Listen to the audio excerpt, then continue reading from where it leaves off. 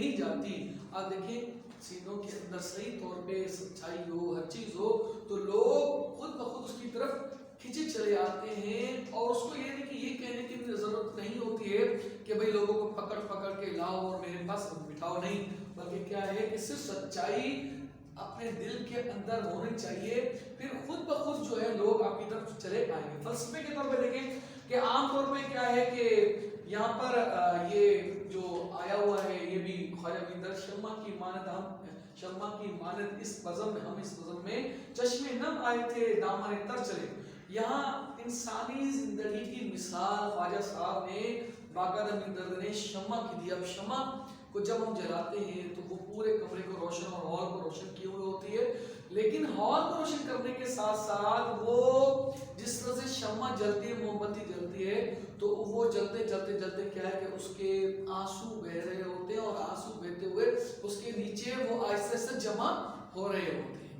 اب کیا کہ شمع کی مثال یہاں پر جو دی، اب یہ ایک انسان کے آنے کی مثال ہے. انسان جب پیدا ہوتا ہے، پیدا ہونے کے بعد آپ دیکھیں کس طریقے سے انہوں نے مقصد فلسفے کا، یعنی کہ ظاہری الفاظ شمع کے لیکن مقصد کچھ اور انسانیت کا بیان کیا کہ جس طریقے سے شمع جل کر آنسو بہا کر اپنے دامن میں ہر چیز جمع کر لیتی ہے، تو یہاں پر دیکھیں کہ انسان ذات جب دنیا میں آتا ہے تو دنیا میں آنے کے بعد کیا ہے کہ وہ روتا ہوا آتا ہے، اور روتا پھر یہاں پر زندگی گزارتا ہے، اور زندگی گزارنے کے بعد جب یہاں سے رخصت ہو رہا ہوتا ہے تو وہ گناہوں سے اتنا زیادہ بھر چکا ہوتا ہے کہ وہ اپنے گناہوں کو دیکھ کر پھر دوبارہ رونے لگ جاتا ہے، پھر روتے روتے پھر یہاں اس دنیا سے رخصت ہو جاتا ہے. یعنی ابھی پہلے جو آیا تھا وہ صرف ایک خالی شمع کی طرح تھا، لیکن کیا ہے جس طرح سے وہ جلتے جلتے اپنے دامن میں بہت زیادہ موم کو جمع کر لیا، تو اسی طرح سے انسان ذات جو ہے اپنے گناہوں کو جمع کر کر کے پھر روتا ہوا ہی واپس چلا جاتا ہے. غزل کے اب قواعد کو کچھ ہم لے لیتے ہیں. اب جیسے مثال کے طور پہ پہلے غزل کے جو دو مصرے ہوتے ہیں، دو مصرے وہ ہم قافیہ ہوتے ہیں، یعنی عام طور پہ ردیف اور قافیہ اس کے ایک جیسی ہم آواز کی طرح ہوتے ہیں. جیسے مثال کے طور پہ میں نے آپ لوگوں کو یہاں پر دل نادان لکھ دیا ہے، تو آپ کے سامنے مثال کیا ہے کہ دل نادان تجھے ہوا کیا ہے آخر اس درد کی دوا کیا ہے. شعر بھی مرزا غالب کا لکھا ہوا ہے. تو وہاں پر کیا ہے کہ پہلے مصرے کے جو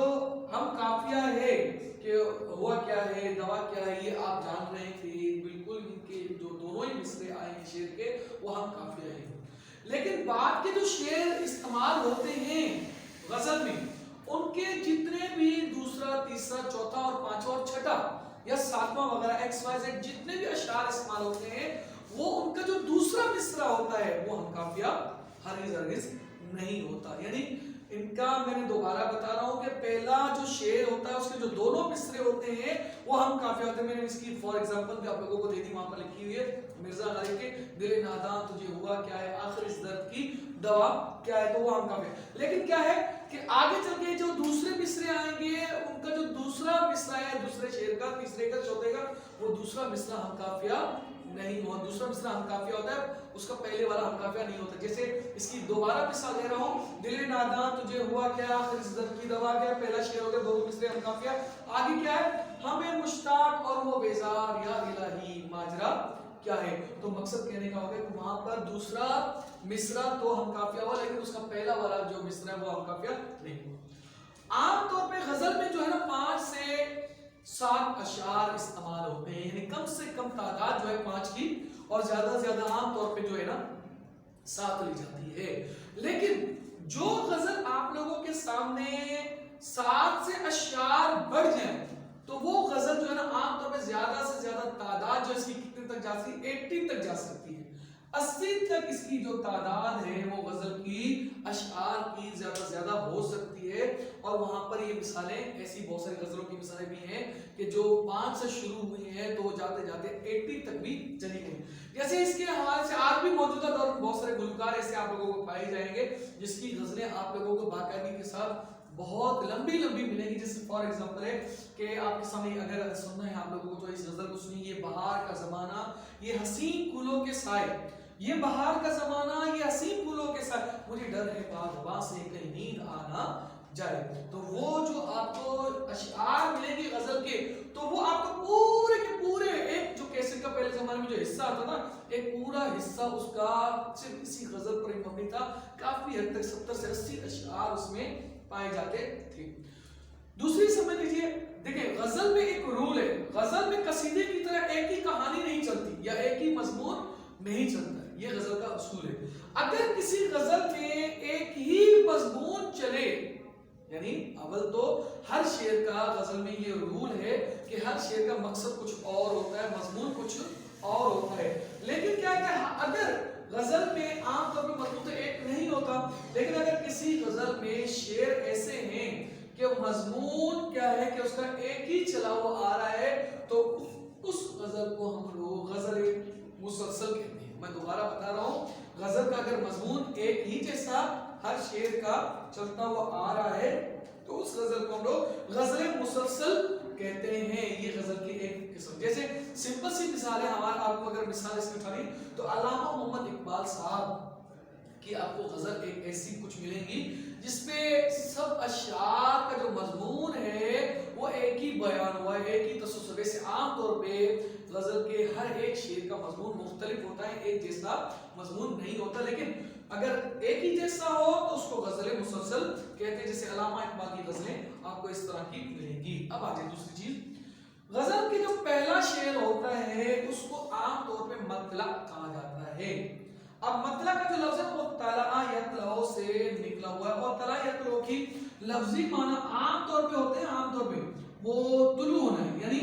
तुलू होना से मुराद क्या है कि जिसके इब्तिदा के, जिस तरह सूरज तुलू हो रहा होता है, हम उसके बारे में कह रहे थे कि भाई सूरज का तुलू होना, यानी सूरज की दिन की इब्तिदा होना, यानी शायर अपनी शायरी की जहां से इब्तिदा कर रहा होता है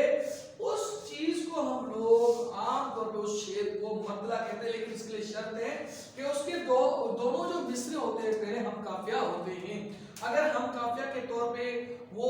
नहीं इस्तेमाल होते, यानी पहले दोनों मिसरे, तो उसको हम लोग हम काफिया, उसको फिर हम लोग मतलब वाला शेर नहीं कहते हैं तुलू ने, बल्कि उसको आमतौर पे हम लोग उसको सिर्फ और सिर्फ क्या कहेंगे, सिर्फ गजल। बस ने मतलब यानी उसने तुलू की बहुत अच्छी इब्तिदा कर ली है, तो ये कहे हुए तला यतलो से निकला। अगर ऐसा हो कि मैंने आपको बताया कि मतला के दोनों शेर मिसरे जो है पहले शेर के गजल के वो हम काफिया हो, फिर दूसरे में मैंने आपको बताया था कि दूसरे में जो शेर में जो पहला मिसरा होता है वो हम काफिया नहीं होता, बल्कि दूसरा जो मिसरा होता है वो हम काफिया होता है। लेकिन अगर शायर ने अपनी शायरी की इब्तिदा गजल की इब्तिदा इस अंदाज और बेहतरीन अंदाज से की है कि पहले शेर के भी दोनों मिसरे जो है हम काफिया है, और फिर दूसरे जो शेर है उसके भी दोनों मिसरे यानी चारों मिसरे जो मिलाकर हो गए वो हम काफिया ही हैं, तो फिर उसका नाम चेंज हो जाता है, उसका नाम हो जाता है आपके सामने हुस्ने मुतला। अब हुस्ने मुतला का मतलब क्या है, हुस्न की लफ्जी माना होती है अच्छा, वासने यानी बेहतरीन, और मतलब मैंने आपको पहले कहा कि तुलू होना, यानी इसका मतलब है कि शायर ने अपनी शायरी की गजल की बड़े ही अच्छे अंदाज से तुलू की है, बहुत बेहतरीन अंदाज से तुलू की है कि उसके दोनों ही शेरों में चारों मिसरों में हम काफिया को बेहतरीन अंदाज से उसने पेश किया है। अब आ जाए देखिए, जहां पर शायर अपना तखल्लुस इस्तेमाल करता है या शायर अपनी शायरी को खत्म कर रहा होता है आखिरी शेर में, तो उसको हम लोग मक्ता कहते हैं। अब मक्ता कैसे कहते हैं, मक्ता का लफ्ज जो है वो कता यक्तो से निकला हुआ है, और कता यक्तो की लफ्जी माना होती है खत्म होना, करेक्ट। तो मैं दोबारा बता रहा हूं, शायर अपनी शायरी जहां पे खत्म एंड कर रहा है, एंड वाले शेर को हम लोग कहते हैं मक्ता, या तखल्लुस इस्तेमाल आखिर में कर रहा है और आखिर में तखल्लुस इस्तेमाल करके उसको खत्म कर रहा है, तो उसको मक्ता कहते हैं। तो वो लफ्ज कता यक्तो से निकला है, और कता यक्तो की अपनी लफ्जी माना क्या होती है, क्या हो रही है, खत्म होना। अमूमन बच्चे जो है ना मतला और मक्ता का आमतौर पर उसमें फर्क नहीं पाते बेटा। यहाँ पर जो है काफ जो है ना वो बाकायदगी के साथ पाया जाता है, यहाँ पर तुएं पाया जा रहा है, और उसका तलफ़ुज़ अलग है, इसका तलफ़ुज़ अलग है, इसको आप जरा देखिए। दूसरी चीज समझिए, अगर गजल जहां पर यानी कि अगर एक गजल खत्म हो रही हो और उसके बाद वो दूसरी गजल शायर अगर उसके साथ ही हम काफिया के साथ शुरू कर देता है, तो वहां पर क्या है कि उसका फिर नाम गजल का आमतौर पे चेंज हो जाता है। یعنی میں اس کو دوبارہ بتانا چاہ رہا ہوں آپ لوگوں کے سامنے کہ شاعر ایک غزل چلا رہے تھے، ابھی اسی قافیہ کے ساتھ ہی اس نے ڈائریکٹلی